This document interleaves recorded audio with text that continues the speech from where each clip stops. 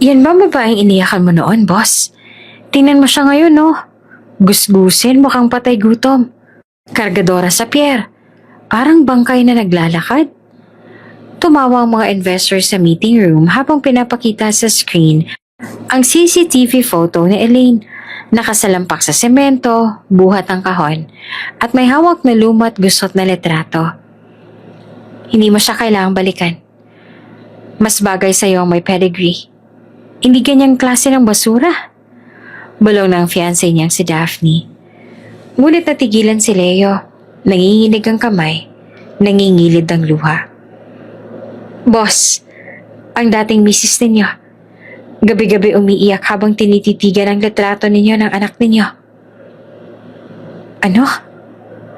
Cancel all my meetings. I want to see her now.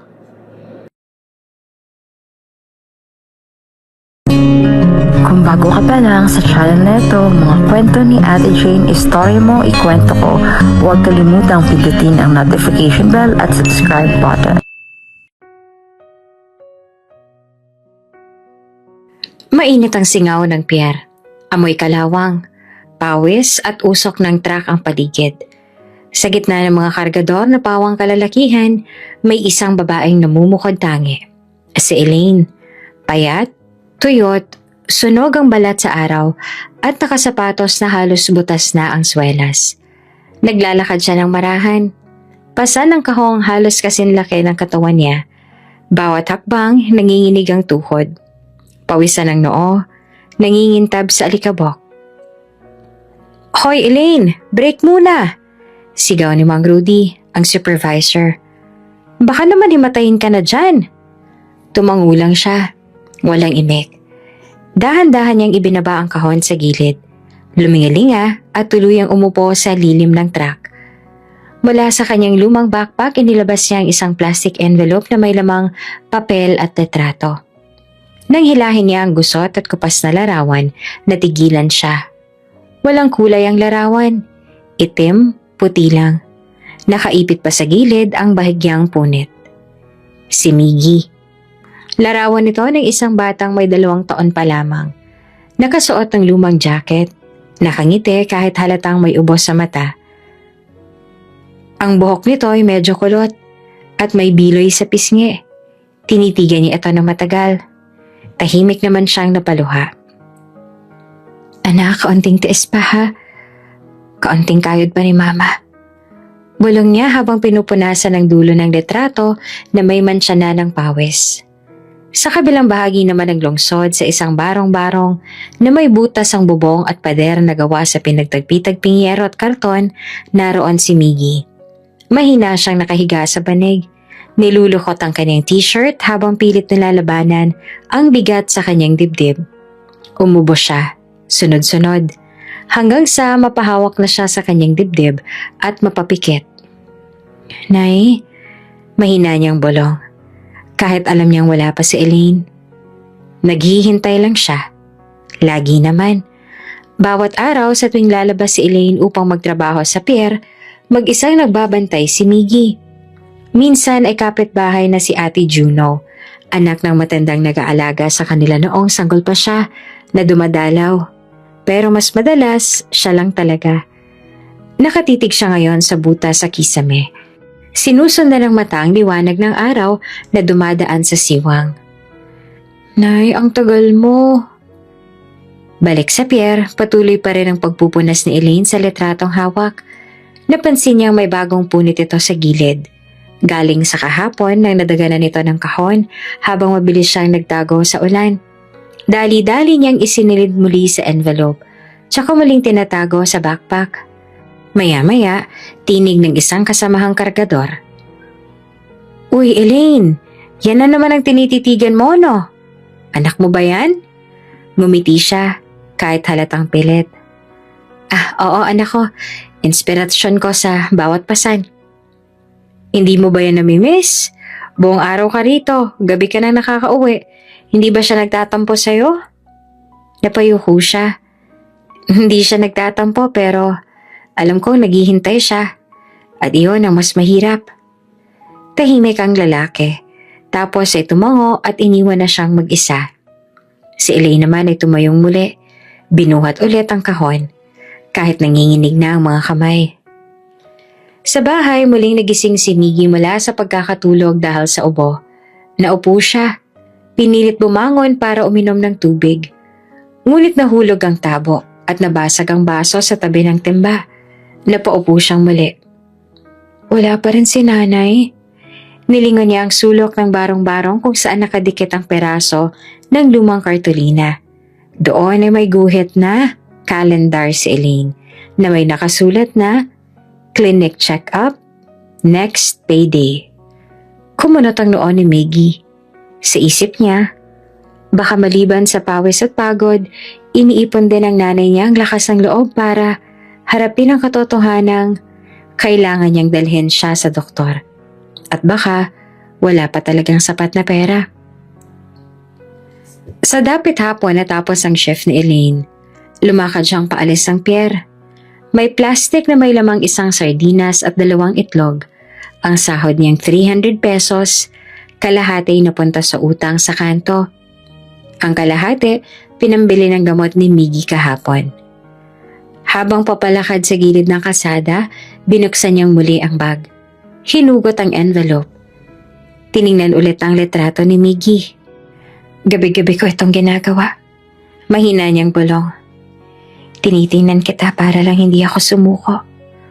Huminto siya sandali. Umupo sa waiting shed. Humilig at muling pinunasan ng luha. Hindi niya alam na sa ibang bahagi ng syudad, sa isang boardroom, tumatawa ngayon habang tinitingnan ang larawang iyon. Madilim ang gabi, ngunit mas madilim ang damdaming laman ng puso ni Elaine habang nakatayo sa harap ng matayog na gate ng mga delgado. Mahigpit niyang hawak sa dibdib ang lumang folder na naglalaman ng annulment papers. Katatapos lang ng permahan at ramdam pa rin niya ang lamig ng tinta na parang sumelyo sa kanyang pagkabigo. Nako Elaine, umalis ka na bago pa ako magbago isip ko. Matalim ang tinig ng abogado kanina sa korte. Ngayon wala na siyang pinanghahawakan, kundi ang katotohanan ang kailangang sabihin bago pa tuluyang mawala ang lahat. Kumakatok siya sa bakal ng gate. Leo, pakiusap lang o kailangan nating mag-usap. Saglit na katahimikan, hanggang sa bumukas ang pinto ng bahay at lumabas si Teresa Delgado. Elegante pa rin kahit sa gabi.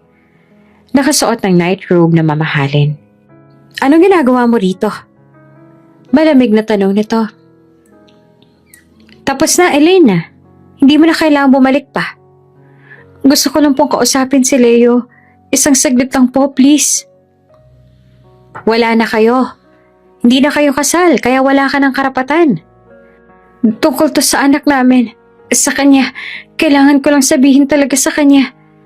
Saglit na nagtama ang mata nila, ngunit imbes na awa ang makita ni Elaine, malamig na galit ang bumungad. Tumalikod si Teresa, ngunit nagsalitang muli. Wally, buksan mo nga yung gate, may asong umaalulong sa harap. Nagbukas ang gate at lumabas si Leo. Napatigil si Elaine, parang nabingi ang paligid. Si Leo ay nakaputing polo, galing pa ng meeting. Mukhang pagod pero professional pa rin. Sa isang iglap para siyang bumalik sa mga araw na magkasama pa sila. Nung siya ay tinatawag pa niyang honey. Nung si Leo ay masayahin pa, mapag-alaga at walang iba sa paningin kundi siya.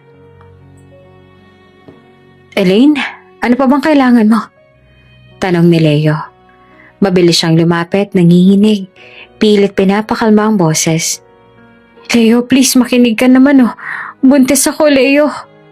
Kumunot ang noo ni Leo. Ano? Buntis ako. Anak mo to, Leo. Tahimik ang paligid. Pati ang mga guard na nakatayo sa gilid ay naghihintay ng reaksyon ng amo nila. Ngunit imbes na maantig si Leo, tumigas ang mukha nito. Anak ko? Leo, totoo. Hindi ako nagsisinungaling. Tama na nga, Elaine. Malamig ang tinig niya. Tapos na tayo. Huwag mo nang sirain pang natitirang respeto ko sa'yo. Hindi mo ba lang ba ako pakikinggan? Hindi mo ba ako pinapaniwalaan, Leo? Tignan mo tong tiyan ko, oh. Pero Leo, hindi kita hinahabol. At lalong hindi ko gusto ang pera mo.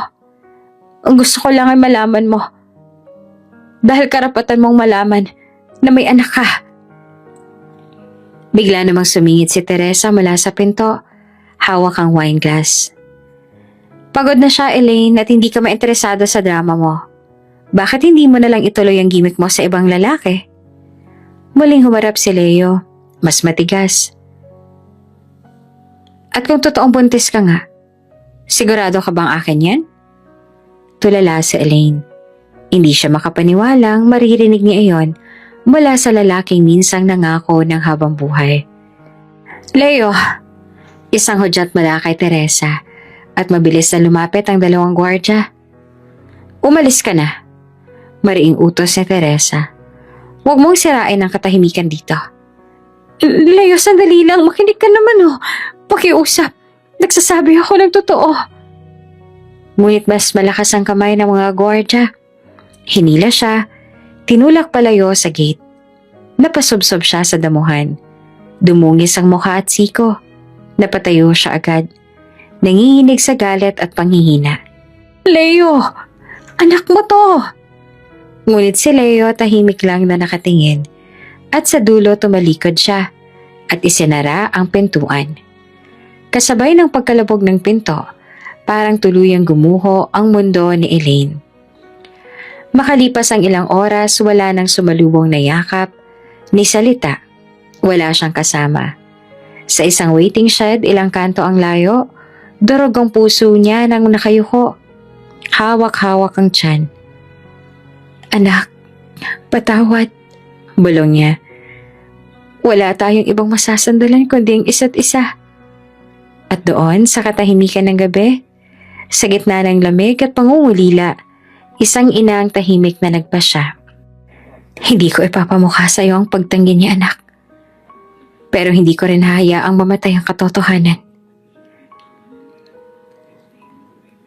3 araw na ang lumipas mula nang sapilitang paalisin si Elaine sa harap ng mansyon.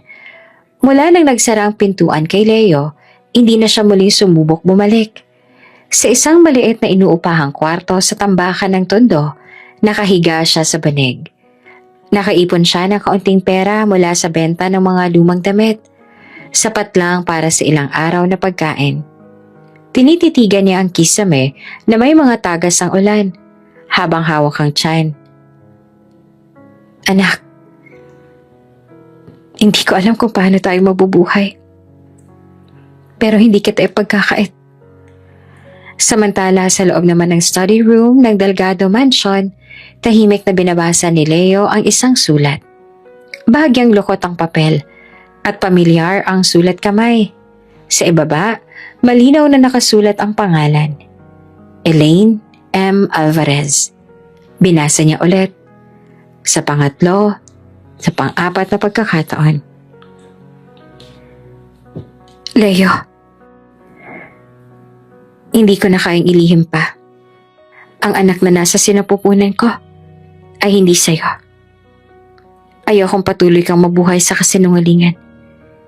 Pinipili kong lumayo dahil sa pagkakasala ko. Salamat sa lahat. Elaine. Tumitig si Leo sa pader.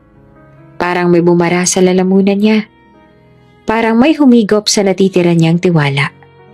Hindi ko akalain. Mahinang bulong niya. Akala ko ako. Napapikit siya. Sa likod ng kanyang isipan, naroon pa rin ang alaala ng gabing umiiyak si Elaine. Sumisigaw sa harap ng gate ng, "Anak mo to!" Pero ngayon nasa kamay niya ng liham na kabaligtaran ng lahat ng sinabi ng dating asawa. Sulatan mo ako kung nagsisinungaling ka, Elaine. Pero bakit ito naman ang laman ng liham mo? Sa kabilang silid si Teresa ay nakangiti habang nakasandal sa upuan. Nakataas ang mga paa at may hawak na baso ng red wine. Tinanggap na, sabi niya sa sarili. Matalinong anak ko. Hindi niya hahayaang maninlang pa siya ng babaeng yun. Sa drawer ng kanyang vanity table, nakatago ang tunay na liham. Isang sulat na sinulat na Elaine noon pangkasal nila. Doon niya ginaya ang perma, kinopya ang mga korba ng letra. Isang dating gift card ang ginamit niyang batayan ng handwriting. Sinelyohan niya ito at inabot kay Leo noong umaga pagkatapos ng iskandalong pagbisita ni Elaine. Iniwan niya to sa labas ng gate. Wika niya noon na kaswa lang. Aamin din pala sa wakas. Buti na lang anak, mas makakabuti to sa'yo. Si Leo naman bagamat masakit sa loob ay hindi na nagtanong pa. Ang sakit na dulot ng pagkakabigo ay mas malakas kaysa sa kutob ng puso. Gusto na lang niyang manahimik. Gusto niyang maniwala na tama ang kanyang ina. Habang lumalalim ang gabi, naglalakad si Elaine sa gilid ng kalsada. Dumaan siya sa pawn shop para sa simpleng layunin. Ibenta ang natitirang hikaw na regalo ni Leo noong anniversary nila. Mura lang ang halaga noon, pero sapat na para makabili ng gatas at sinangag na itlog. Pagbalik niya sa inuupahang kwarto, kinapa niya ang envelope sa ilalim ng banig. Naroon ang ultrasound. Maliit pa ang bata. Tumitibok-tibok. Buhay. Hindi mo naman kailangan ng pangalan ng tatay mo anak para mabuhay ka. Bulong niya. Hindi mo kailangan ng ama mo kung hindi naman niya kayang manindigan. Pero ang hindi niya alam, sa kabilang dako ng syudad, ang ama ng kanyang dinadala ay nakatitig sa malamig na papel ng isang kasinungalingan. Lumipas ang isang linggo, sa opisina ng Delgado Enterprises, hindi mapakali si Leo. Kahit nakatutok sa laptop, wala siyang maayos na nababasa. Tumunog ang cellphone niya. Si Daphne, ang kasintahang itinatakda ng ina niya. Dinner mamaya, ha? Table for 2 at the Imperial. Sige. Matamlay niyang sagot. May problema ka ba? Usisa ni Daphne. Wala. Pagod lang. Hindi niya masabi. Hindi niya rin maipaliwanag kung bakit.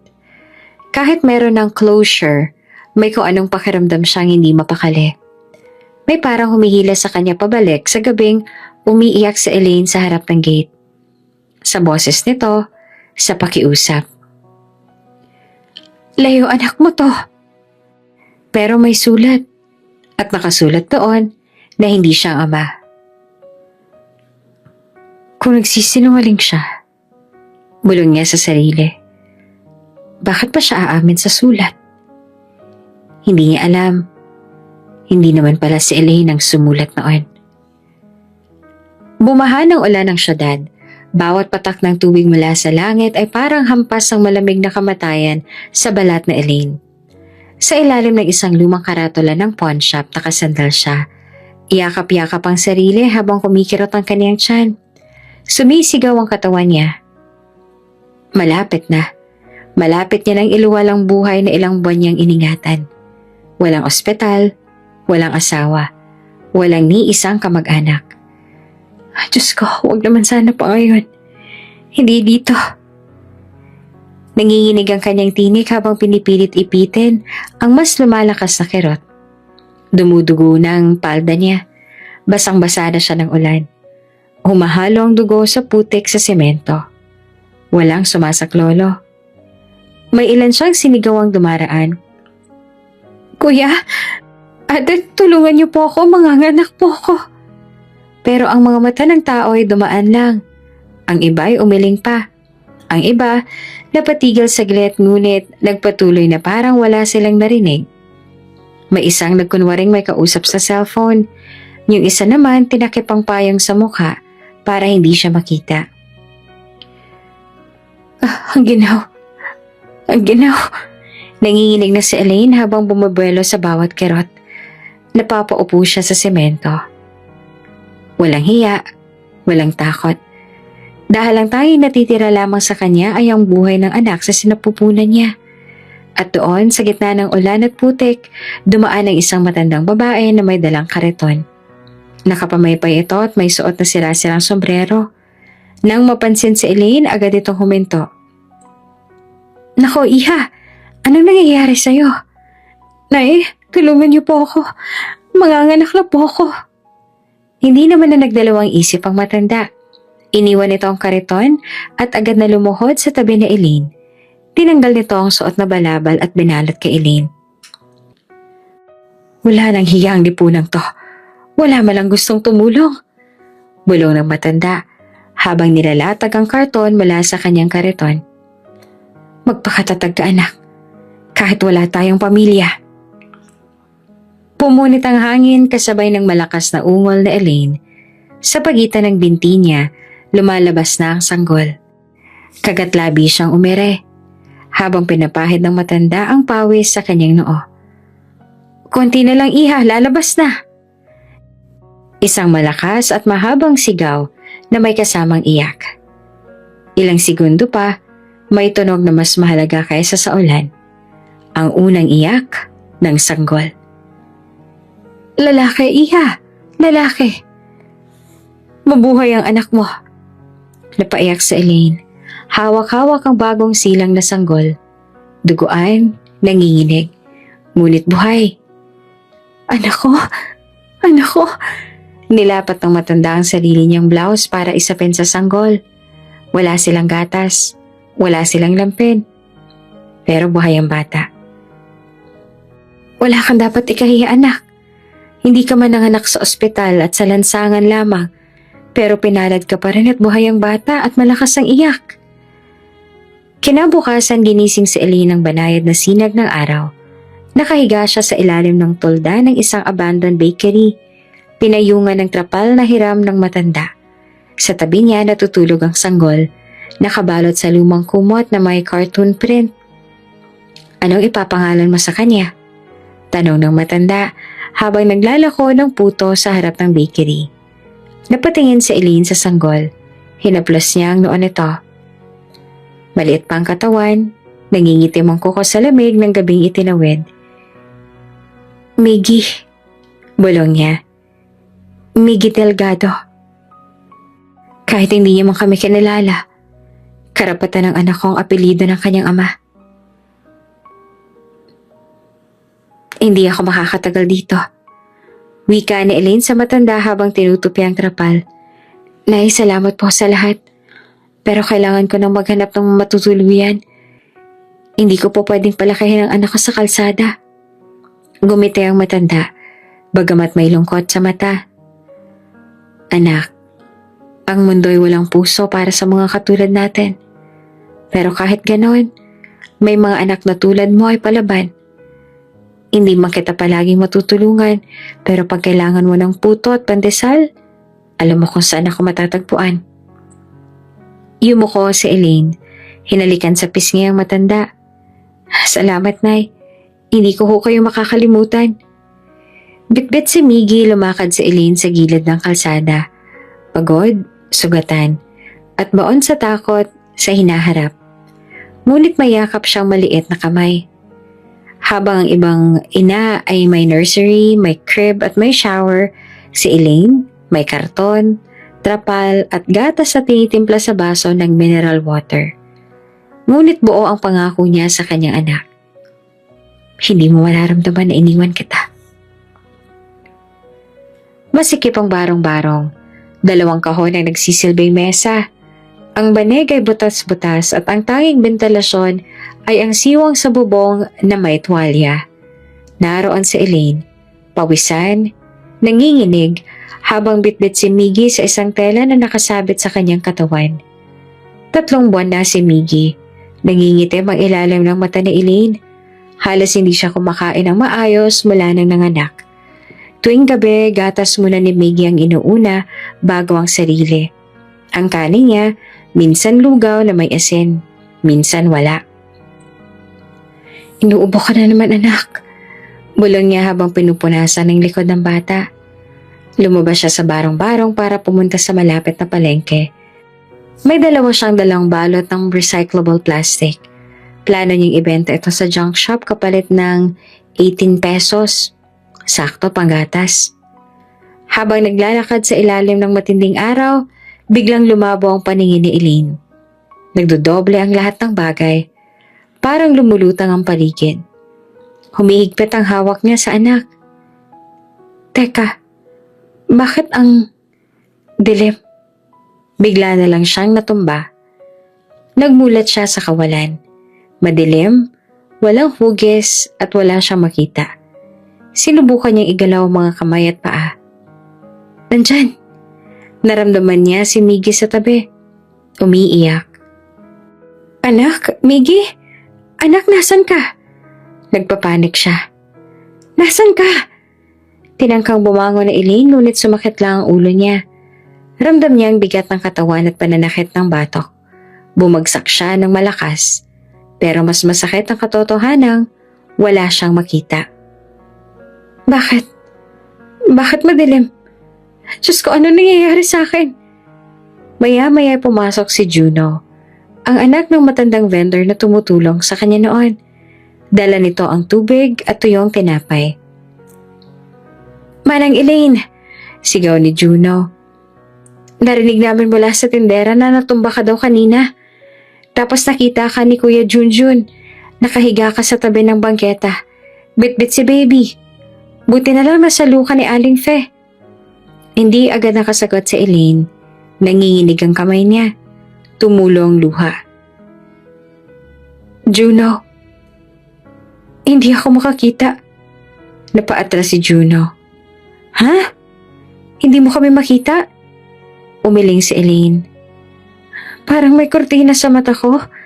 Madilim. Bigla na lang. Ang anak ko, Juno. Ang anak ko. Umiiyak si Elaine habang pilit kinakapa si Miggy sa tabi. Nakuha niya ang braso nito at agad isiniksik sa kanyang dibdib. Sorry anak. Sorry. Sa loob ng 2 araw walang pagbabago. Si Elaine ay pansamantalang nawala ng paningin dahil sa matinding stress, dehydration at kakulangan sa sustansya, ayon sa hilot na tinawag ng mga kapitbahay. Kung hindi ito babae, matagal nang bumigay itong katawan. Bulong pa ng hilot. Pinilit kang magtagal ang pagmamahal dahil sa anak. Pero hindi siya tumigil. Kahit bulag, pilit pa rin siyang lumalakas sa loob ng barong-barong. Buhat si Miggy. Kapag oras na ng pagdede, hawak-hawak niya na ang bote. Umaasang tama ang butas ng bibig. Kapag umiiyak si Miggy, nakaupo siya sa sahig. Mahigpit ang yakap, kahit minsan nagkakabuhol ang tela at katawan. Isang gabi habang pinapalitan niya ang lampi ni Miggy, biglang dumuos-dos ang katawan ng bata mula sa maliit na kutsyon.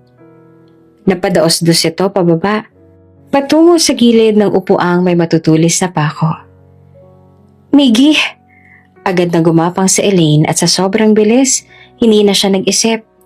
Sa di kalayuan ng boses ni Miggy, itinapon niya ang sarili at sinalag ang pagkahulog ng bata. Tumama ang braso niya sa matulis na kahoy. Nasugatan siya. Pero ligtas si Miggy. Umiiyak ang sanggol, pero agad itong tumahimik sa bisig ng ina. Niyakap na Elaine ang bata ng mahigpit. Hindi siya humikbi, pero tumulong luha niya. Huwag ka matakot anak. Kahit bulag ako, hindi kita pababayaan. Makalipas ang 3 araw, unti-unti nang bumabalik ang paningin ni Elaine. Una, liwanag lang. Tapos anino. Hanggang sa makita niya ng muli ang malabong anyo ng mukha ni Miggy. Salamat, Panginoon. Bulong niya habang nangingilid ang luha. Pinunasan niya ang mata at tuluyan ng natanaw ang maliit na ngiti ng sanggol. Ang batang kahit sa dilim, siya pa rin ang liwanag. Makalipas ang 7 taon, lumaki si Miggy na parang ibang bata. Payat, maputla, pero may ningning sa mga mata. Sa kabila ng kahirapan at madalas sa pagkakasakit, siya ay matalino, masayahin at palaging handang tumulong. Sa maliit na barong-barong sa gilid ng pier, naroon siya't nag-aaral ng abakada gamit ang lumang cardboard na ginagawang blackboard ni Elaine. Sa kanyang tabi, may lumang notebook na pinulot lang sa basurahan, kinapitan ng tape, ginuhitan ng maraming puso at pangalan nila ni Nanay. Nanay, tingnan mo! Masiglang sigaw ni Miggy. M is for Miggy, katulad ko. Ngumiti naman si Elaine habang naglalabas sa batya. Pawisan pero punong-puno ng pagmamahal sa anak. Ang galing mo anak, pero din yan para sa mahal na mahal kita. Tumawa naman si Miggy at himakap kay Elaine mula sa likod. Ngunit nang bigla siyang umubo, hindi ito pangkaraniwang ubo. Malalim, parang may kasamang hika. Miggy, nag-aalalang tanong ni Elaine. Masakit ba ang dibdib mo? Umiling si Miggy na kahit may luha sa gilid ng mata. Hindi po, Nay, okay lang po ako. Pero sa loob-loob na Elaine, matagal na siyang nag-aalala. Ilang beses nang nagkakaubo si Miggy tuwing gabi. Minsan hindi ito makatulog sa paghingal. May mga pagkakataong hinihimatay ito sa init, ngunit hindi ito napapacheck up ng maayos. Kulang ang pera at bawal sa trabaho ang lumiban. Sa araw, si Elaine ay nagtatrabaho sa pier bilang kargadora. Sa gabi naman ay namamasukan siyang labandera sa kabilang barangay. Sa pagitan ng dalawang trabaho, naglalakad siya pa uwi. Dala ang bigas o kung may swerte, isang sardinas o itlog. Ngunit kahit pa pagod at bangag sa trabaho, hindi niya kailanman pinabayaang mag-isa si Miggy tuwing gabi. Nay, wala ka pa ring pahinga. Wika ni Miggy minsan habang pinapahid ang pawis sa batok ng ina. Ako na lang po maglaba minsan. Huwag ka mag-alala sa akin anak. Ang importante ay lumakas ka. Mag-aral ka. Ikaw ang pangarap ko. Minsang gabi habang natutulog si Elaine, napabalikwas siya sa iyak ng anak. Nay, ang sakit po ng dibdib ko. Agad siyang bumangon. Kinapa ang noo, hindi mainit. Pero nanginginig si Miggy. Halika, maghihilot si nanay ha. Habang minamasahe ang likod ng anak, tuloy-tuloy ang luha niya. Pigil ang hikbi. Kahit si Miggy, ramdam ang takot. Nay, okay lang po ba ako? Huwag ka mag-alala ha. Minsan lang to. Baka nilamig ka lang. Bukas, igagawa kita ng salabat. Hindi niya masabi ang totoo. Ilang gabi niya nang binibilang ang hininga ng anak kung kailan ito sumisikip. Ilang gabi na siyang nananalangin na sana huwag munang kunin. Sa eskwelahan, top 3 si Miggy sa klase. Madalas siyang pinupuri ng guro, pero minsan pinagtatawanan din ng mga kaklase dahil sa payat niyang katawan at madalas na pag-ubo. Ba't ka ba parang laging mahika, Miggy? Usisa ng kaklase. May sakit ka ba? Ngunit sumagot lang si Miggy ng simpleng, mas okay na to kaysa wala kang nanay. Tahimik ang mga kaklase dahil alam nilang walang ama si Miggy. Pero ang pagmamahal sa kanya ng ina, halatang buo. Isang araw, habang pinupunasan ni Elaine ang pawis niya sa pier, napatigil siya sa pagkarga ng kahon. Napaupo siya saglit at tiningnan ang litratong luma sa wallet. Si Miggy, 5 taong gulang, nakangiti, may bahid ng ubo sa mata. Lumalaban ka anak, bulong niya. Kaya ako rin, lalaban ako. Kahit ilang trabaho pa to. Sa huling bahagi ng gabi habang natutulog si Miggy sa banig, pinagmamasdan siya ni Elaine. Walang ilaw, tanging sinag ng buwan ang bumabalot sa silid. Huwag kang bibitiw anak ha, bulong ni Elaine. Kahit pagod na ang katawan ko, ikaw ang nagiging lakas ko. At habang nakatulog si Elaine sa tabi ng anak, hindi niya alam, bukas, masihira pa pala ang laban. Pero ang batang si Miggy, kahit may sakit sa puso, ay patuloy na lalaban dahil sa kanyang ina na hindi siya kailanman iniwan. Maghahating gabi na nang biglang mapabalikwas si Elaine mula sa pagtulog. Hindi dahil sa init o ingay ng mga daga sa bubong, kundi sa isang tunog ng basag na hininga. Anak, mabilis siyang tumayo at lumapit sa banig kung saan natutulog si Miggy. Ang bata ay pawisan, nanginginig, namumutla ang labi, at ang dibdib ay parang pinipiga ng hindi nakikitang kamay. Miggy? Miggy anak, gising! Gising! Hindi na siya sumagot. Nangisay ang buong katawan ng bata at bumula ang bibig. Diyos ko, Huwag niyo siyang kunin sa akin. Huwag ngayon. Kumapit si Elaine sa anak. Patuloy na tinatawag ang pangalan nito habang dinuduyan. Ngunit nang tumigil na ang paghinga ni Miggy, nagmadali siyang lumabas sa barong-barong. Bitbit ito sa bisig. Tumabit kayo!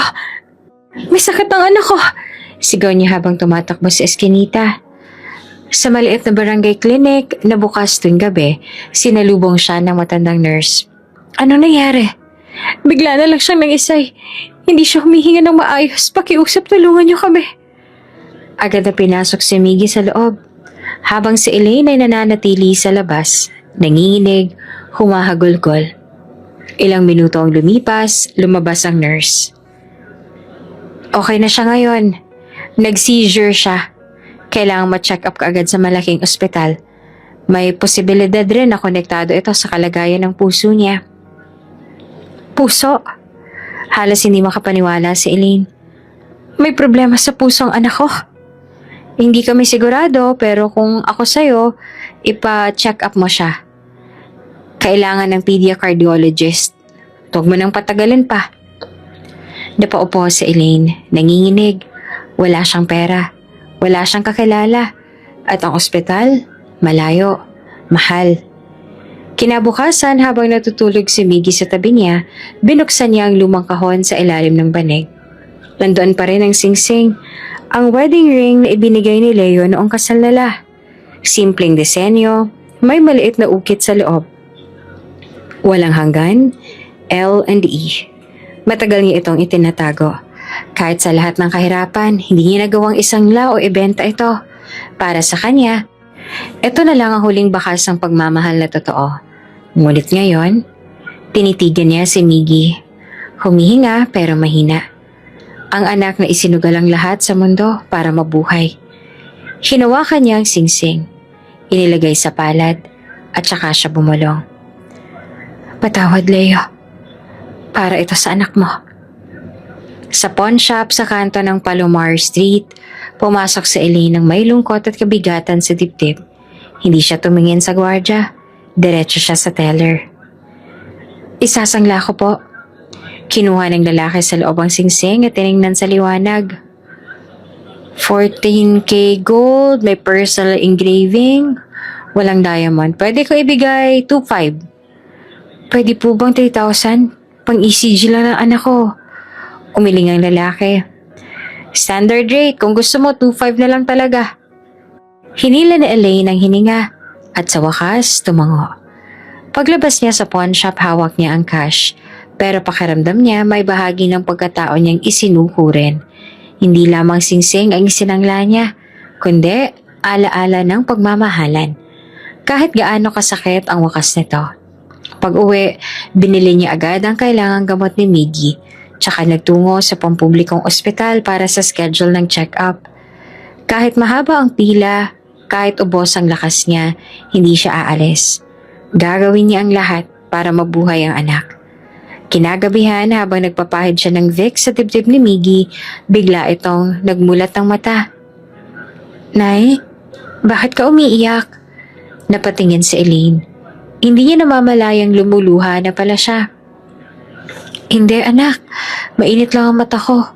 Ngumiti si Miggy, bagamat may kahinaan ang boses. Salamat po, kasi kahit pagod ka, hindi mo pa rin ako iniiwan. Yumakap si Elaine sa anak, at sa sarili binitiwan niya ang panalangin. Leo, kahit kailan hindi mo siya nakita, pero sana maramdaman mong siya ang pinakamagandang bahagi ng buhay natin. Sir Leo, tapos na po ang ocular sa bagong warehouse. Nasa van na po si Engineer Rufino. Diretso na po sa Pier B para sa inspection. Ani ng kanyang driver habang binubuksan ang pinto ng SUV. Si Leo Delgado, CEO ng isa sa pinakamalaking shipping and port logistics company sa bansa, ay tahimik lamang. Suot ang navy blue suit, nakasalamin at may hawak na tablet kung saan naka-flash ang mga financial charts. Ngunit kahit anong graphs ang makita niya, may parte ng isip niyang hindi matahimik. Bumaba ang van para maglakad ng kaunti. Nasa gitna sila ng bangketa ng Palomar Street. Isang kalye na karaniwang dinadaanan ng truck vendors at mga batang lansangan. Boss, baka gusto niyo pong dito muna tayo sa tabi. Traffic po sa port entrance eh, sabi ng driver. Si Leo naman habang naglalakad ay napalingon sa isang maliit na pawn shop. Sa labas may simpleng display ng mga singsing, kwentas, relo, at isang bagay ang agad na pumatak sa paningin niya. Isang simpleng wedding ring. Maliit ang bato, may engraving sa loob. Napalapit siya. Tinukod ang kamay sa salamin. May naramdaman siyang kakaiba sa dibdib. Tila may humigop ng kanyang hininga. Dahan-dahan niyang binasa ang ukit sa loob ng singsing. Walang hanggan, L&E. Tumigil ang mundo na Leo. Hindi maaari. Bulong niya. Parang nanumbalik ang lahat. Ang araw ng kasal nila ni Elaine. Kung paano niya itong isinuot sa daliri nito habang sila'y umiiyak sa harap ng altar. Ang halakhak nila sa honeymoon. Ang gabing pinangako niya sa babae na walang hanggan. Hindi na siya nagdalawang isip pa. Pumasok siya sa pawn shop. Tumunog ang bell sa pinto. Magandang hapon po, sir. Bati ng teller. Itinuro ni Leo ang singsing. Gusto ko yung singsing na yan. Kailan lang to dinala dito? Tumingin sa logbook ang teller. Mga 3 araw na po nakalipas, sir. Isang babae po ang nagsangla. Parang medyo payat po. Mukhang pagod. May dala nga siyang bata eh. Naligas ang katawan ni Leo. Anong pangalan niya? Confidential po, sir. Pero kung di po niya babalikan sa loob ng 30 days, pwede na po namin ibenta sa inyo. Hindi siya nakapagsalita agad, pero pinilit niyang maging kalmado. Bibilhan ko na, ngayon din. Magkano? Pag-uwi sa opisina, hindi na mapakali si Leo. Inikot-ikot niyang singsing sa mesa. Paulit-ulit at para siyang hinahabol ng multo ng nakaraan ng isang babaeng iniwan niya at ng anak na maaaring kailanman ay hindi niya nakilala. Elaine, mahinang bulong niya. Tiningnan niya ang singsing at muling binasa ang ukit. Walang hanggan, L&E. Biglang pumatak ang luha sa mata ni Leo. Mabilis siyang pinunasan. Pero huli na. Ramdam niya ang pusong matagal niya nang tinigasan. Unti-unting nababasag. Sa kabilang dako ng syudad, walang kaalam-alam si Elaine na muling nakita ng dating asawa ang singsing na isinangla niya para mailigtas ang anak. Habang pinapainom niya ng gamot si Miggy, walang ibang nasa isip kundi ang susunod na bayarin. At kung kailan ulit siya makakahanap ng racket para madagdagan ng kita. Ngunit ang kapalaran, unti-unti nang bumabalik sa kanya. Isang araw ng Lunes, mas maagang dumating si Leo sa opisina. Maaliwalas ang langit. Pero sa loob ng puso niya ay may makapal na ulap. Sa kanyang mesa nakapatong pa rin ang singsing. Ang singsing na isinangla ni Elaine. Paulit-ulit niya itong tinitingnan. Hawak. Nilalapit sa kanyang dibdib na para bang may sagot itong hawak sa lahat ng kanyang mga tanong. Anong dahilan, Elaine? Bakit mo to sinangla? Bulong niya sa sarili. Buhay ka ba? Kamusta ka? Nasaan ka na? Habang nakatayo sa harap ng salamin ng kanyang opisina, dumating naman si Ramon. Ang kanyang loyal na assistant na siyang palaging nasa likod ng bawat kilos niya sa kumpanya. Sir Leo? Mahinang tawag na Ramon. May kailangan po kayong malaman. Sabihin mo. Nag-atubili ang lalaki. Hawak ang tablet habang tila kinakabahan. Nag-inspection po kami sa pier kahapon at isa po sa mga tauhan sa area nagsabing may kargadora raw po doon na kakaiba. Babaeng payat at laging pagod pero masipag daw. Gabi-gabi raw tuwing break, lumalayo sa iba't umiiyak habang may hawak na larawan. Napalingon si Leo. Larawan? Opo sir, larawan daw ng isang bata. Huminga ng malalim si Leo. At? May nagsabi pong ang pangalan niya ay Elaine. Nanginig ang kamay ni Leo. Napaupo siya, parang tinamaan ng kidlat. Ilang taon niya nang hindi naririnig ang pangalan iyon mula sa bibig ng ibang tao. Ilang taon na rin siyang tumatakbo palayo sa alaala. Sigurado ka? Tanong niya na halos bulong. Sir, ipinahanap ko na po sa isang tauhan natin sa pier ang CCTV. Hindi malinaw pero ito po oh. Iniabot ni Ramon ang tablet. Tumambad kay Leo ang kuha sa surveillance camera. Isang babae, halos hindi na makilala sa dumi, pawis at hapdi ng buhay. Nakasalampak sa tabi ng malaking container. Yakap-yakap ang isang lumang litrato. Umiiyak. Nilalaro ang dulo ng papel habang nakatingin sa langit. Boss, ang dating misis nyo. Kargadora sa pier. Gabi-gabi umiiyak habang tinititigan ang litrato ng anak ninyo. Hindi agad nakapagsalita si Leo.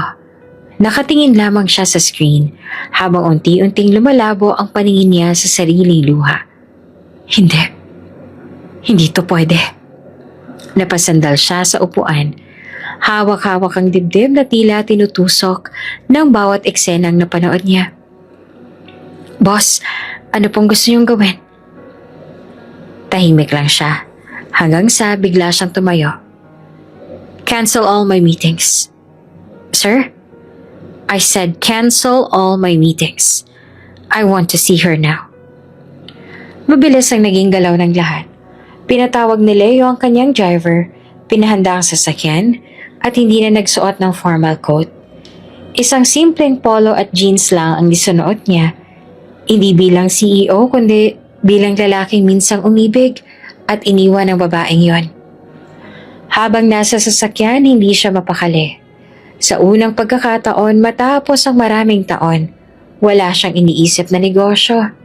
Wala siyang pakialam sa stock prices, board meetings o investors. Iisa lang ang laman ng isip niya, si Elaine. Patawarin mo ako. Hindi kita pinaniwalaan. Hindi kita pinaglaban. Samantala sa pier, kakatapos ng buhatin ni Elaine ang ika-11 kahon. Hingal na siya.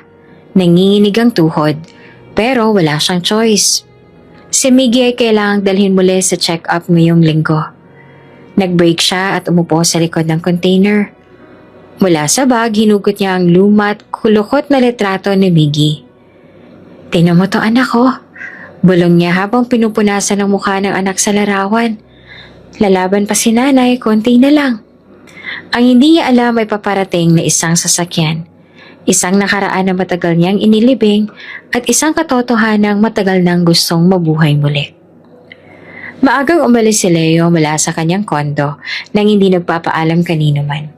Tahimik siyang sumakay sa SUV na walang plaka, walang driver, at gusto niyang siya mismo ang magmaneho.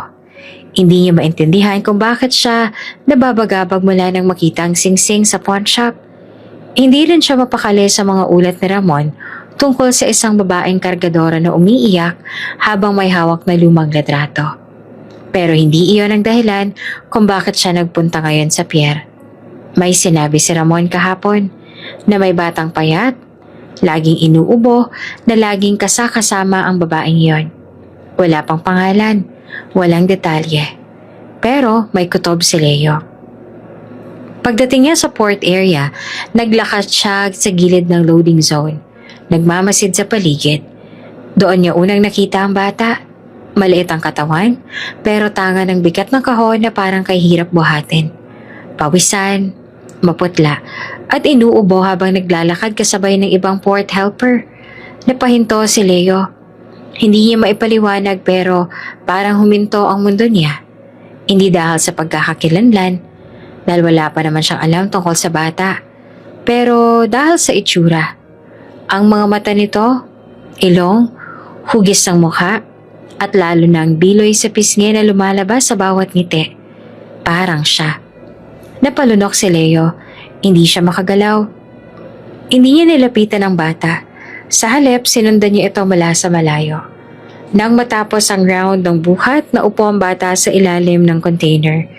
Naglabas ito ng bimpo at pinunasan ng noo. Pagkatapos ay inubo ng malalim. Doon siya kinabahan. Nilapitan niya si Ramon na kasunod niya. Yung bimpo, kailangan ko makuha yan.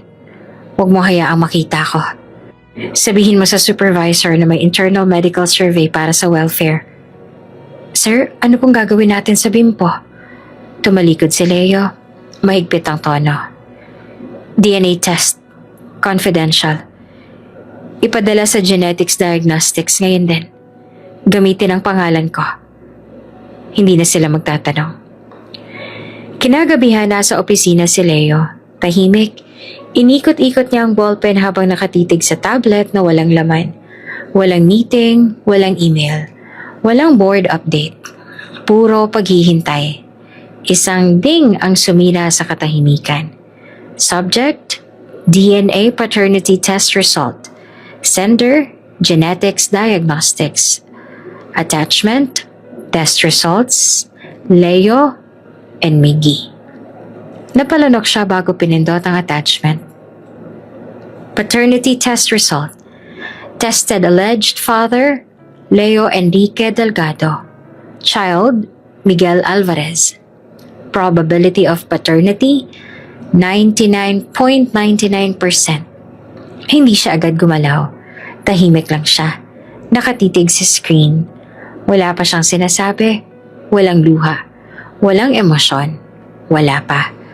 Ngunit malinaw ang sinasabi ng papel. Ang batang iyon ay anak niya. Tumayo siya at pinatay ang tablet. Tumalikod mula sa mesa. Walang kahit isang salitang lumabas sa kanyang bibig. Walang kahit isang reaksyon. Hindi pa ngayon.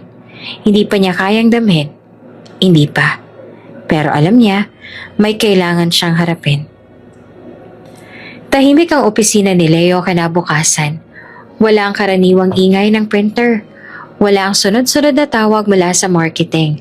At wala ang malutong na pagtawa ng mga board members. Tanging ang pag-ikot ng ceiling fan at mahinang tunog mula sa pader ang naririnig. Nasa likod ng blind si Leo. Nakatingin sa tanawin ng lungsod mula sa ika-20 palapag ng kanilang gusali. Sa mesa nakabukas pa rin ang tablet. Naka-freeze ang screen sa DNA result na binuksan niya kagabi. Probability of paternity, 99.99%. Hawak niya ang singsing. Ang singsing na minsang isinangla. Umiikot ito sa pagitan ng hindalakit hinduturo niya. Pero hindi niya magawang isuot muli. Para bang walang karapatan. Anak ko pala siya. Mahinang bulong niya. Hindi iyon tanong. Hindi rin iyon pagtataka. Isa itong pag-amin. Isang mabigat, masakit at mapait na pag-amin. At hindi ko siya pinaglaban. Bumalik sa alaala niya ang gabing lumapit si Elaine sa gate. Basa ng ulan, hawak ang tiyan. Leo, buntis ako. At anak mo to. At ang sagot niya, pagsara ng pinto. Pag-utos sa gwardiya na paalisin ito. At pagyakap sa liham na hindi naman totoo. Liham na sinulat hindi naman ni Elaine, kundi ng taong pinagkatiwalaan niyang mas kilala kesa sa sarili niya. Ang sariling ina. Bakit ako naniwala? Tanong niya sa sarili. Bakit hindi ko siya pinakinggan? Napaupo siya. Hawak ang sinturong relos na minsang binili niya para sa anak na hindi niya kailanman nakilala hanggang ngayon. Miggy. Iyon ang pangalan ng bata. Bata na kamukhang kamukha niya na inuubo na nagtatrabaho sa pier. Na walang ideya ang sariling ama niya ay isa sa pinakamayaman sa buong bansa. Sir Leo? Tanong ni Ramon mula sa labas ng pinto. Pasok. Tumatawag po si Sir Geoffrey para sa quarterly update. Cancel all calls today. Napatingin si Ramon. Sir, gusto niyo po bang akong umalis ka na muna? Tumango ito, tahimik na lumabas. Mag-isa ulit si Leo. Sa wakas, hindi niya na napigilan tumulo ang luha. Hindi ang galit, hindi ang takot, hindi ang pagkabigla, kundi ang pagsisisi. Ilang taon niyang tinanggap na tapos na sila ni Elaine. Ilang taon siyang tumahimik na hindi nagtangkang alamin kung totoo nga ba na siya ang ama. Ilang taon siyang nagbulag-bulagan. At ngayong hawak niya na ang katotohanan, wala na siyang oras na maibabalik. Gusto niyang puntahan si Elaine. Gusto niyang harapin ito. Yumuko, humingi ng tawad. Gusto niyang yakapin si Miggy. Gusto niyang buhatin ito at sabihin, anak kita. At ngayon alam ko na. Pero hindi siya makagalaw. Hindi niya alam kung saan magsisimula. Hindi niya alam kung may karapatan pa siya. Paano kung tuluyan na siyang isinara sa mundo ng mag-ina? Paano kung hindi na siya pinapatawad? At mas kinakatakutan niya, paano kung hindi na siya kailangan ni Miggy? Tumayo si Leo, lumapit sa salamin. Tiningnan ang sarili. Ang suit, ang mamahaling relo, ang kwarto na punong-puno ng yaman, lahat ito, tila wala ng saysay. Anong halaga ng lahat ng to? Mahina niyang tanong. Kung hindi ko malang nabantayan ang sarili kong anak. Pinilit niyang huminga ng malalim. Pinilit niyang maging kalmado. Pero ang dibdib niya ay parang binibiyak. Sa kabilang bahagi ng syudad, si Miggy naman ay natutulog habang hinihimas na Elaine ang likod nito. May kaunting lagnat, pero wala silang pambili ng gamot. Kinabukasan, balak niyang mangutang ulit kay Aling Bebang. Pag lumaki ka, anak, bulong ni Elaine, huwag mo sanang maranasang maging duwag. Hindi niya alam ang lalaking minsan niyang minahal at minura sa puso niya sa mga panahong pinakamahirap, ngayon ay durog na. Makulimlim ang langit. May pagbabanta ng ulan sa hangin. Sa gilid ng pier, abala ang mga tao sa pagbubuhat ng mga kahon, sigawan at tunog ng truck. Ngunit sa gitna ng lahat ng iyon ay isang babae lang ang nakatayo sa ilalim ng waiting shed. Pawisan, pagod, yakap ang lumang backpack na puno ng delatang sardinas at gamot. Si Elaine. Kagagaling lang niya sa barangay clinic kung saan niresitahan na naman si Miggy ng panibagong gamot para sa ubot lagnat. Muli siyang nandumo sa presyo. Muli siyang nagtanong sa sarili kung hanggang kailan ba niya kakayanin ang katawan niya. Habang papauwi, bumuhos ang ulan. Hindi niya alintana ang pagkabasa. Sanay na siya sa ginaw, sa putik, sa ulan. Isang patak na lang sa dagat ng mga sakripisyong tinitiis niya, araw-araw. Elaine? Isang pamilyar na tinig ang lumusot sa ulan. Tumigil siya, dahan-dahang lumingon. Doon sa ilang hakbang lang ang layo, naroon si Leo. Basa ng ulan. Walang payong, walang gwardya. Tanging siya at ang bigat ng katotohanan ang matagal nang tinatago. Leo? Mahina ngunit puno ng gulat ang tinig ni Elaine. Hindi siya makagalaw. Para siyang binuhusan ng malamig na tubig. Hindi dahil sa ulan, kundi sa alaala ng gabi ng pagtalikod, ng sakit, ng pagsisinungaling. Lumapit si Leo, maingat, hindi sigurado. Para bang bawat hakbang ay isang hakbang papunta sa impyerno ng kanyang pagkukulang. Patawarin mo ako, bulong niya. Elaine, patawad. Gusto ko lang makabawi. Napatitig si Elaine sa kanya. Nakita niyang singsing na suot na ulit nito. Ang singsing na minsan niyang isinangla para mabuhay ang anak nila. Nakita niya ang mga mata nitong may luha na hindi bumabagsak. Pero wala siyang naramdamang awa. Isang malakas na sampalang tumama sa pisngi ni Leo. Hindi siya umiwas. Tinanggap niya iyon. Hindi mo kami binalikan. Nanginginig ang boses ni Elaine. Habang naghihirap kami. Habang nanganganak ako sa bangketa.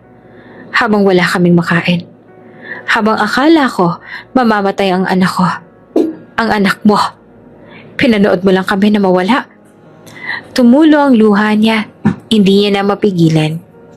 Hindi mo malang sinubukang alamin kung totoo ako. Mas pinili mong maniwala sa sulat kaysa sa sarili mong asawa. Mas pinili mong manahimik habang kami nilalamon ng kahirapan.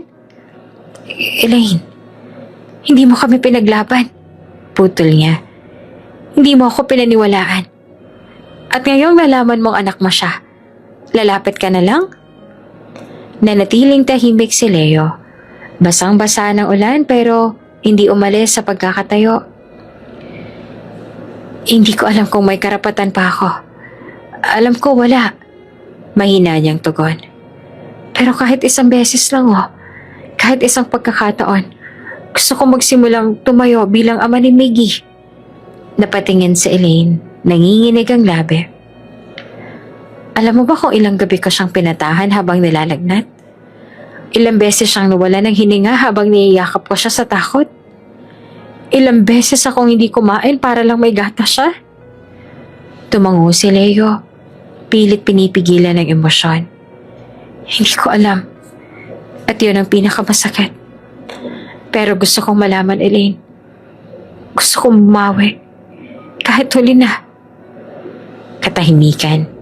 Tanging patak ng ulan ang maririnig. Naglakad palayo si Elaine, pero bago siya tuluyang mawala sa paningin ni Leo, tumigil siya. Hindi siya lumingon. Ngunit bumulong siya sa hangin. Kung gusto mo makabawi, hindi mo yan magagawa sa salita lang. Simulan mong tumayo, pero hindi sa harap ko, kundi sa tabi ng anak mo. At nagpatuloy siya sa paglalakad. Si Leo naman ay naiwan sa ulan, nakayuko. Hindi niya alam kung tatanggapin pa ba siya ni Elaine, pero malinaw sa kanya ang dapat unahin. Ang batang iniwan niya ang hindi niya alam na siya pala ang mundo niya. Habang gabi na at natutulog si Miggy, tahimik lamang si Elaine sa gilid ng panig. Nagsusulse ng sirang damit ng anak. Sa ilaw ng munting bombilyang nakasabit sa kisame, aninag ang lungkot sa kanyang mata. Paulit-ulit ang eksenang naganap kaninang hapon. Ang muling pagkikita nila ni Leo, ang mga salitang binitiwan niya at ang pananampal na matagal niya ng kinikimkim. Hindi mo kami binalikan. Pero sa totoo lang, bahagi pa rin ng puso niya ang lalaking iyon. Naputol ang pag-iisip ni Elaine nang may marinig siyang katok. Hindi pinto, hindi dingding, kundi isang katok na alaala. Ang boses ng isang taong matagal nang wala. Anak, huwag mong hayaang lumunin ka ng galit. Sa dulo, anak mo pa rin ang dapat mong unahin. Boses iyon ng isang babae. Pamilyar, banayad, tila galing sa guni-guni. Tumulo naman ang luha ni Elaine, hindi dahil sa takot kundi sa pagkamis. Nay, bulong niya, kung nandito ka lang sana. Pagbabalik tanaw. Maulan, gabing-gabi sumisigaw si Elaine habang umiire sa gilid ng bangketa. Wala siyang kasama kundi ang kanyang hirap at dugo.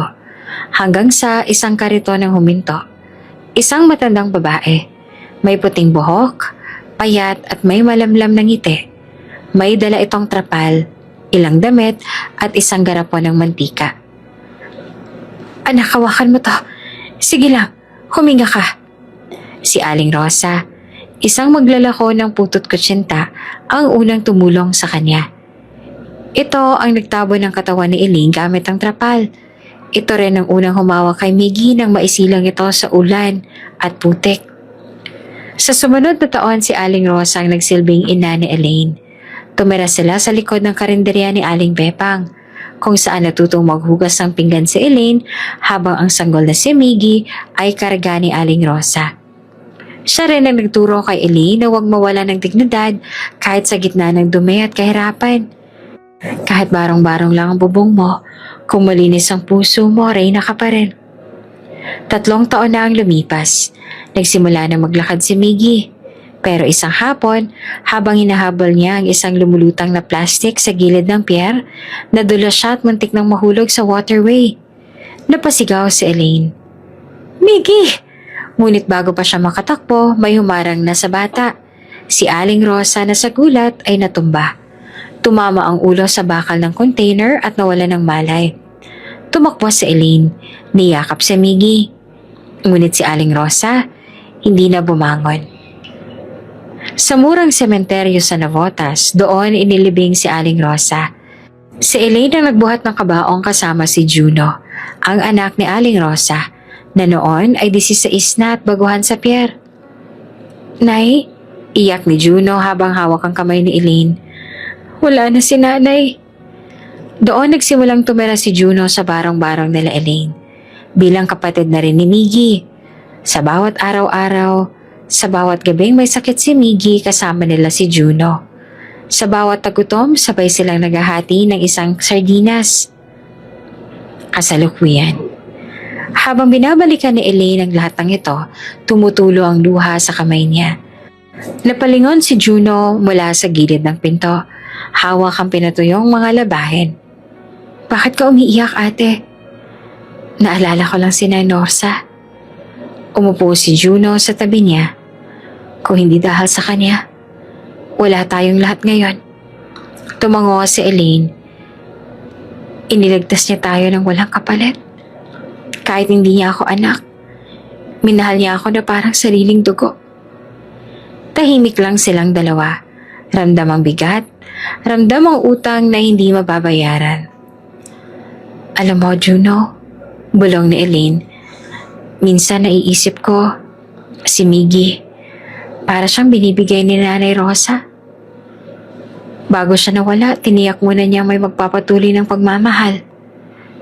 Sa kabilang banda naman ng syudad, si Leo ay nakatayo sa balkonahe ng konto niya. Hawak ang larawan ng DNA test. Hindi niya alam kung paanong babawi. Hindi niya alam kung may lugar pa ba siya sa mundo ng mag-ina. Pero narinig niya sa isip ang tinig ng isang hindi kilalang babae. Malambing, may otoridad. Kung gusto mong magsimula, hindi mo kailangang magsalita agad. Umpisahan mong sumunod. Magpakumbaba ka. Napatingin si Leo sa langit, sa ulap, sa hangin. Parang may bumubulong sa kanya.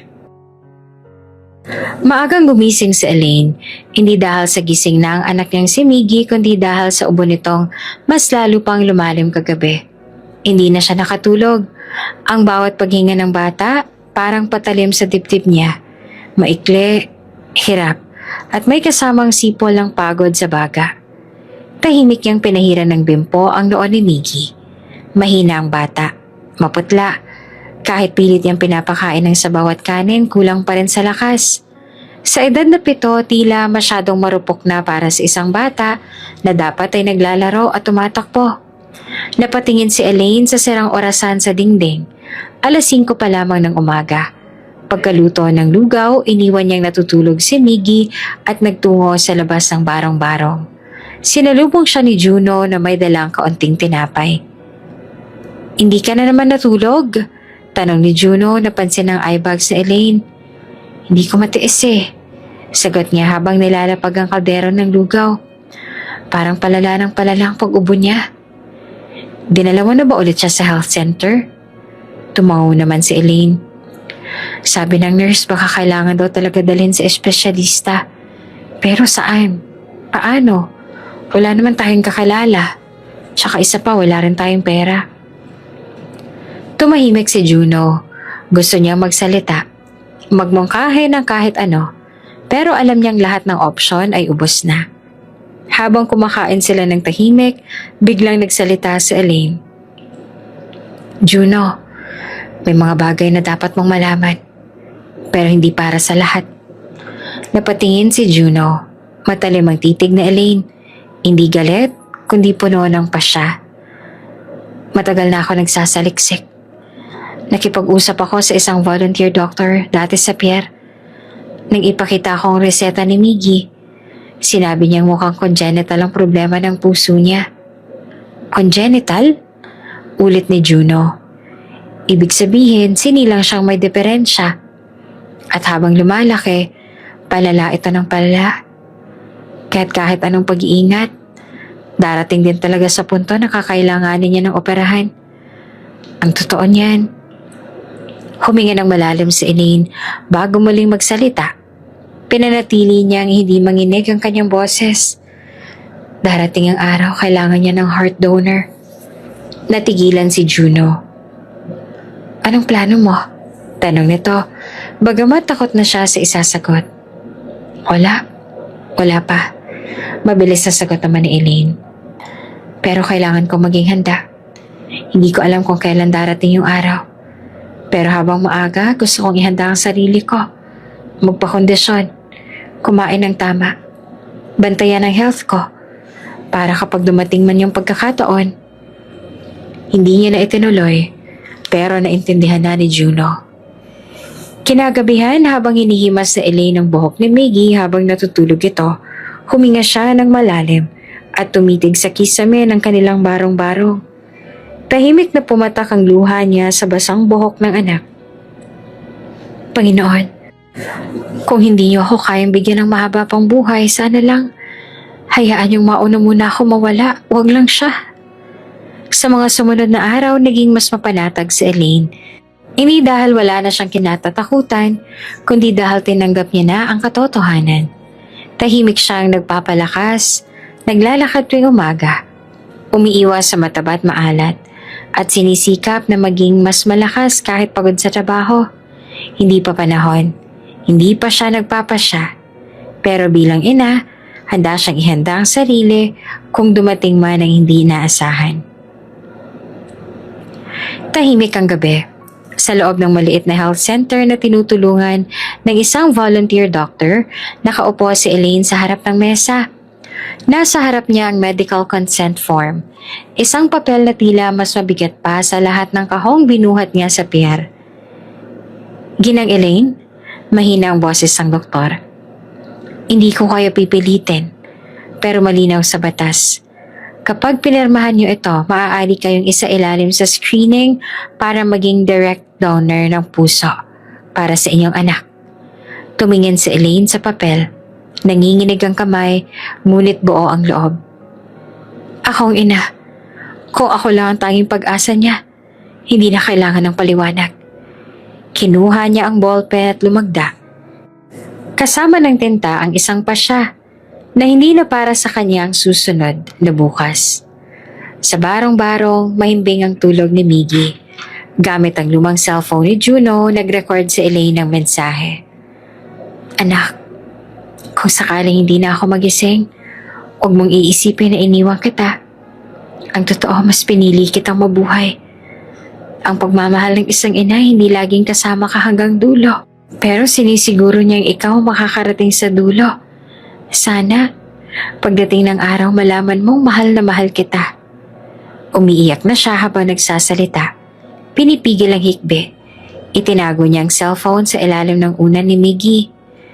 Kinabukasan habang papunta sa ospital, sinamahan siya ni Juno. Tahimik si Elaine, tahimik si Juno. Sa loob ng jeep, hawak-hawak lang ni Elaine ang maliit na backpack na may laman lang na lumang panyo, rosaryo at letrato nilang tatlo ni Miggy. Isang larawang pinilit ipaprint sa murang tindahan. Pagdating nila sa ospital, sinalubong sila ng volunteer doctor. Ginang, handa na ang team. Sa edad ni Miggy, sakto na para tanggapin ang adult heart. Once na pumasa kayo sa final screening at maging match, pwede tayong mag-prepare ng schedule. Tumango si Elaine. Gusto ko, bago siya mag-birthday, gusto kong yan ang regalo ko.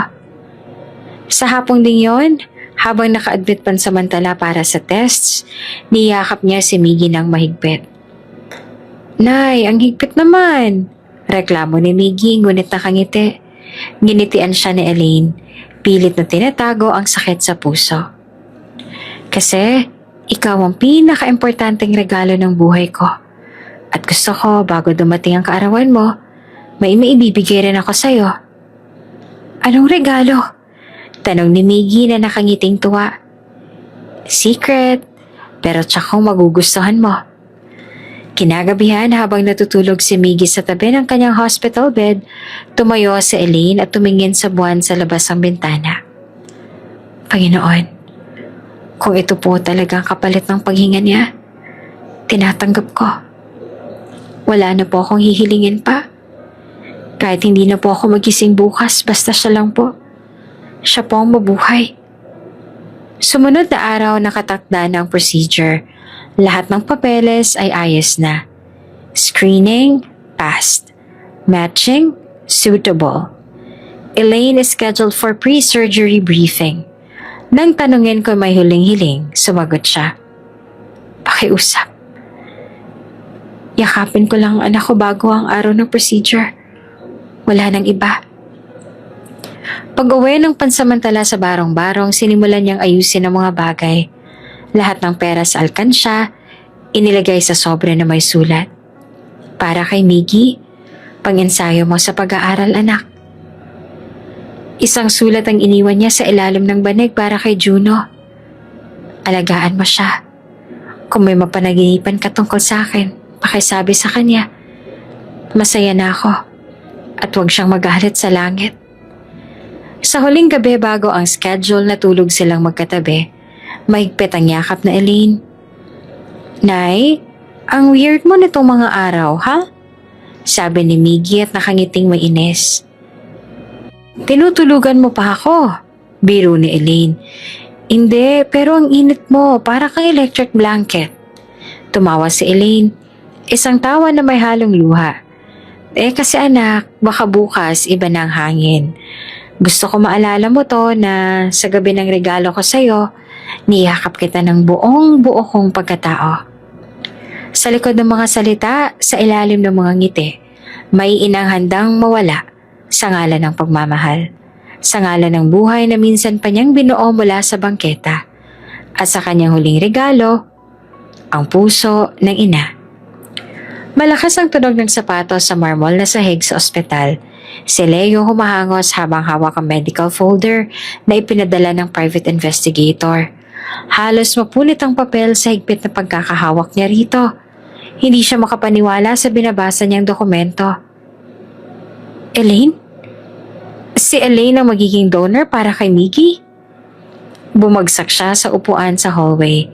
Nanginginig ang kamay. Namumuo ang luha sa mata. Hindi pwedeng ganito ang katapusan. Kahapon lang, nagsaliksik siya tungkol sa kondisyon ni Miggy. Ikinagulat niyang may nakalap ang investigator. Isang signed medical consent na may pangalan ni Elaine. Ayon sa record, approved na ang screening para sa directed heart donation. Voluntary donor, biological mother. Sabi niya sa papel. Doon niya unang naramdaman ang panlalamig ng buong katawan. Ang dating galit at sama ng loob natabunan ng takot. Takot na muli siyang mawalan. Sa operating floor ng ospital naghahanda na ang team. Nasa ICU na si Miggy, nakaprep na para sa transplant. Si Elaine naman nasa pre-op room, nakahiga, nakatitig sa ilaw ng kisame. Tahimik lang siya, payapa, handa. Salamat po, Diyos ko, bulong niya. Dahil hinayaan niyo akong mahalin siya hanggang huli. Pero sa basement floor ng ospital dumating si Leo kasamang ilang security personnel. Diretso sila sa admin office. Call off the procedure now. Mariing utos niya sa direktor ng ospital. Mr. Vergara, hindi po pwedeng basta. Sabihin mo sa akin, kaya mo bang hayaang mamatay ang ina para lang mabuhay ang anak? Habang ang amay nanonood lang? Singhal ni Leo. Tumawag si Leo sa opisina ng kaibigang opisyal sa power company. Mabilis at maikli ang naging usapan. Bigyan mo ako ng 5-minute blackout sa ospital na to. Emergency override. I owe you one. Confirmed. Brand out in 5 minutes. Sa loob ng operating room, nagsimula ng ilagay ang anesthesia kay Elaine. Tinakpan ang kalahating katawan niya. Tumingin siya sa doktor. Pakiusap. Kung may mangyari hindi inaasahan, sabihin niyong mahal ko siya. Ngunit bago pa man maituloy ang sedasyon, bumagsak ang lahat ng ilaw. Brown out. Tumigil ang mga makina. Nag-alarma ang system. Napabalikwas ang mga doktor. Sa labas naman ng operating room, humahango si Leo pinigilan ng security. Huwag niyo siyang galawin. I-cancel ang mga procedure ko. Ako ang legal guardian ngayon ni Miggy. Sir, nakaprograma na. Hindi siya mamamatay sa ganitong paraan. Hindi ko kayang mawala silang pareho. Huwag niyo nang ipilit. Si Juno ay naroon din. Gulat at galit. Bakit ka nandito? Akala mo ba kaya niyang gawin to nang hindi mo dahilan? Napaatras si Leo, pero hindi umatras sa direksyon. Ako ang dahilan ng lahat. Kaya ako rin ang pipigil sa katapusan nito. Sa loob ng pre-op room, unti-unting bumalik ang ilaw. Narinig ng mga nurse ang utos mula sa itaas. Procedure temporarily suspended. Tumingin ang doktor kay Elaine. Ma'am, may pagbabago po sa plano. Hindi matutuloy ang transplant ngayon. Hindi nagsalita si Elaine. Mahigpit lang siyang pumikit. Pinipigil ang emosyon. Maya-maya dumating si Leo sa tabi ng kama niya. Dahan-dahan itong lumuhod. Patawarin mo ako. Pero hindi ko kayang tanggapin na ikaw ang mawala, Elaine. Hindi sa ganitong paraan. Napatingin siya kay Leo. Umiiyak ang lalaki. Hindi mapakali. Hindi makatingin ng diretsyo. Gagawa ko ng paraan. Gagamitin ko ang lahat ng koneksyon ko. Basta mabuhay kayong dalawa. Basta, huwag mong isuko ang sarili mo.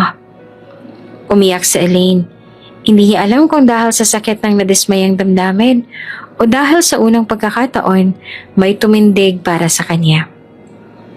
Leo, mahal pa rin kita. At ngayon, hindi ko na kayo papabayaan at pakakawalan.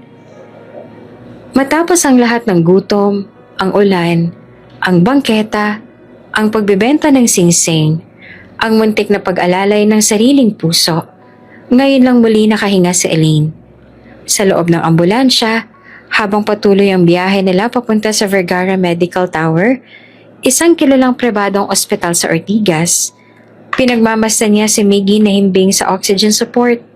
Nasa tabi niya si Leo, hindi bumibitaw sa kamay niya. Tahimik lamang si Elaine. Wala siyang boses, pero may luha sa gilid ng mata. Lumulutang sa isip niya. Totoo ba to? Hindi ba panaginip lang to? Pagdating sa ospital, agad siyang sinalubong ng medical team. Si Miggy ay dinala sa pediatric ICU. Si Elaine naman ay dinala sa private suite.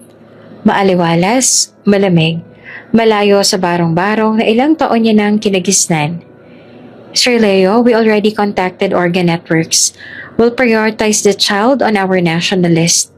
Wika ng doktor. Leo nodded. Basta gawin niyo ang lahat. Ako nang bahala sa gastusin. Kahit triple pa yan. Si Elaine naman ay nakaupo sa kama. Pilit pinipigilan ng luha. Naghahalong takot at pagod ang nararamdaman niya. Parang hindi siya makahinga. Napapikit siya. Taimtim ang katahimikan. Pumasok si Leo bitbit ang isang tasa ng maliit na tsokolate. Ininit ko. Naalala ko ito lagi mong hinahanap kapag malungkot ka. Tumango si Elaine at tinanggap ang tasa. Nanginginig ang kamay niya. Parang hindi pa rin sanay sa kabutihang natatanggap. Ilang sandali, pinilit niyang magsalita. Leo, bakit mo ginagawa to? Tumabi si Leo sa kanya. Dahil ito ang tamang gawin. Dapat matagal ko nang ginawa to eh. Gusto kong mailigtas ka. Gusto kong mabuhay si Miggy. At hindi ako titigil. Napabuntong hininga si Elaine. Tila pigil na pigil ang emosyon. Maya-maya ay pumasok ang nurse. Ma'am, eto po ang gown. Kailangan niyong magpalit para sa scan bukas. Habang pinipilit na Elaine na isukbit ang damit, bigla siyang napahinto. Bumagsak sa sahig ang tasa ng tsokolate. Napaupo siya sa gilid ng kama. Hawak ang sariling dibdib. Hindi ko na kaya. Bulong niya at halos wala ng boses. Lumapit si Leo. Elaine? At doon ay bumigay ang lahat ng pinipigilan ni Elaine. Tuluyan na siyang napahagulgol. Hindi maawat. Umalingaw-ngaw sa loob ng kwartong iyon ang tagal ng pagtitiis. Ang lahat ng sakit. Ang galit. Ang pangungulila. Ang takot na mawalan ng anak. Bakit ngayon lang? Bakit ngayon mo lang kami pinaglaban?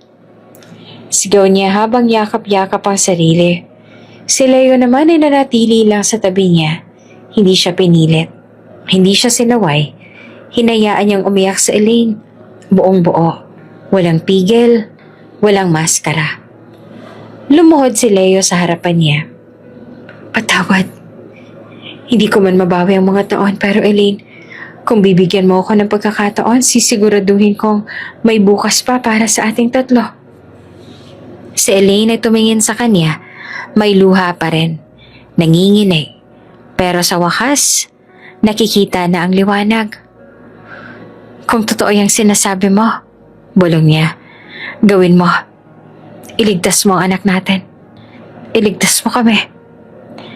Si Leo hawak ang kamay niya ay mariing tumango. Pinangakuan kita. Wala nang lalaban para sa inyo kundi ako. At doon sa gitna ng sterile na silid ospital, may sumilay na pag-asa. Hindi ito magic, Hindi ito biglang ginhawa, pero ito ang simula ng bagong liwanag. Mainit ang sikat ng araw sa pantalan, pero mas mainit ang damdaming bumabalot sa mga trabahador na nagsipaghandaan para sa isang espesyal na araw. Sa mismong lugar kung saan minsang pinasa ni Elaine ang bigat ng kahon, ang bigat ng mundo, ngayon ay may altar na gawa sa pinagtagpi-tagping kahoy, binalot ng mga bulaklak at palamuting hinirampa sa kapilya. Doon sa gitna, naroon si Leo, nakaluhod. May hawak na maliit na kahon ng singsing, nakabarong, walang alahas, walang VIP na bisita, wala ang mga investors, wala si Daphne. Ang tanging meron lang ay kabuuan ng kanyang puso at si Elaine. Boss, si Ma'am Elaine nakaputi po. Bulong ng isang pahinante habang nakamasid ang buong pier. Si Elaine naman ay dahan-dahang lumapit. Suot ang simpleng puting bestida na pinatahe ng asawa ng kakargador niya. Sa kanyang tabi, si Miggy, nakasuit, hawak ang kamay ng ina. Buhay siya, masigla. Isa siyang himala. Pagdating sa altar, tumigil si Elaine. Tumingin kay Leo. Walang salita. Ilang segundo ng katahimikan na para bang buong nakaraan nila ay umiikot sa pagitan ng mga matang nagtagpong muli. Elaine, nanginginig pa ang boses ni Leo. Ikaw lang, sa lahat ng dinaanan ko, sa lahat ng naging pagkukulang ko, ikaw lang ang hindi ko dapat binitiwan. Tahimik pa rin si Elaine, hawak-hawak ni Miggy ang bestida ng kanyang ina habang nakangiti. Hindi maririnig ang mga iyakan sa paligid, pero kita sa bawat mata ng nanonood ang pagdaloy ng luha. Lumuhod si Leo. Pakasalan mo ulit ako. Sa harap ng dagat na minsan ay naging saksi sa ating paghihirap. Hayaan mong ito ngayon ay maging saksi ng bagong simula natin. Suminghot si Elaine. Ito ba'y kasal ng pag-ibig o ng pagsisisi? Pareho, sagot ni Leo. Pag-ibig na hindi namatay. Pagsisising hindi mo kailangang damhin mag-isa. Dahan-dahang lumapit si Elaine. Pakasal tayo. Pero ngayon wala nang sikreto. Walang kasinungalingan. Walang Daphne. Hindi ko na kailangan ng mansyon, Leo. Ang kailangan ko lang ay tahanan. Tayong tatlo, buo na tayo. Singit naman ni Miggy habang hawak ang kanilang kamay. Nagpalakpakan ng mga trabahador. Tumugtog ang improvised bandang binuo ng mga taga-pier. Gitara, tambol, at lumang mic na nakasabit sa walis tingting. Isinunod ang salo-salo. Lumpia, pansit, puto, at isang cake na may nakasulat na icing. Para kina Leo at Elaine, muling pag-ibig, muling buhay. Habang nilalaro ni Miggy ang isang bata sa pier, magkahawak kamay sina Leo at Elaine na tumingin sa dagat. Dito rin kita unang nakita. Pagod, pawis, halos hindi na makalakad. Ngayon, ikaw na ang pinakamagandang babaeng nakita ko. Ngumiti si Elaine. At ikaw naman ang lalaking hindi ko na kaya mawala. Nagyakapan silang tatlo. Si Leo, Elaine at Miggy. Sa wakas, isang pamilya. Sa unti-unting paglubog ng araw, naging kulay ginto ang langit sa likod nila. Wala nang sakit, wala nang layo, wala nang kulang. Ito na ang tunay na tahanan. Kung bago ka pa lang sa channel na ito, mga kwento ni Ate Jane, Story Mo, Ikwento Ko, huwag kalimutang pindutin ang notification bell at subscribe button.